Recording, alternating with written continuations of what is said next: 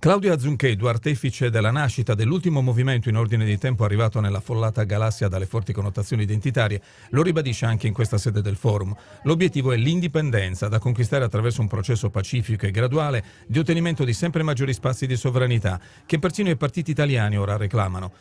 Quegli spazi che ora mancano, che la classe politica dirigente regionale non è in grado di garantire, continuando ad assistere passivamente al saccheggio della sua economia e cultura, che ha peraltro radici lontane nei 60 anni di cosiddetta autonomia. La Regione, afferma, non ha l'autorevolezza di difendere i diritti dei sardi. Cioè, la crisi del sistema dei partiti è una crisi trasversale, proprio sistemica, che ha portato al fallimento non da oggi.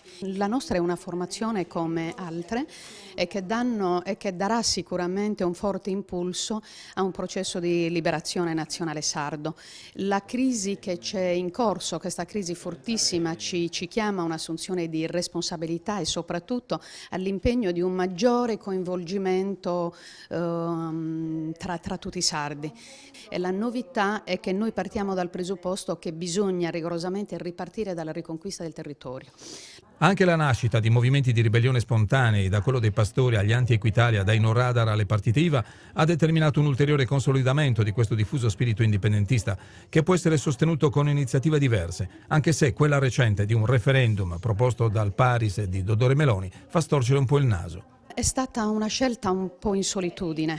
Dico che su un tema così delicato e importante io avrei preferito un maggior coinvolgimento del mondo indipendentista.